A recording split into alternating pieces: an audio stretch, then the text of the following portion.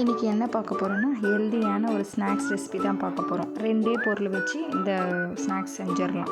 வந்து கல்லக்காவும் பேரிச்சப்பழமும் வச்சு இந்த ஸ்நாக்ஸ் செஞ்சிடலாம். ரொம்ப ஈஸி, 5 நிமிஷத்தில் முடிச்சிடலாம். நான் இன்றைக்கி 1/2 kg அளவுக்கு எடுத்திருக்கேன் கல்லக்காய். அது நல்லா வறுத்துக்கோங்க. நல்லா வறுத்துக்கிட்டு இருக்கும்போதே ஒரு சைடில் பேரிச்சப்பழம் 100 கிராம் எடுத்துக்கோங்க. ஸ்வீட்னஸ் சரியாக போயிடும். 1/2 kgக்கு 100 கிராம் சரியாக போயிடும். அதுக்குள்ளே நம்ம என்ன பண்ணோம், அது ஒரு பக்கம் அது வறுத்துக்கிட்டே ஒரு பக்கம் பேரிச்சப்பழம் உள்ளே கொட்டை இருக்கணும். அந்த கொட்டையெல்லாம் செப்பரேட்டாக எடுத்துக்கோங்க. செப்பரேட்டாக எடுத்து வச்சுட்டு அதுக்குள்ளே அது வறுந்துடும்.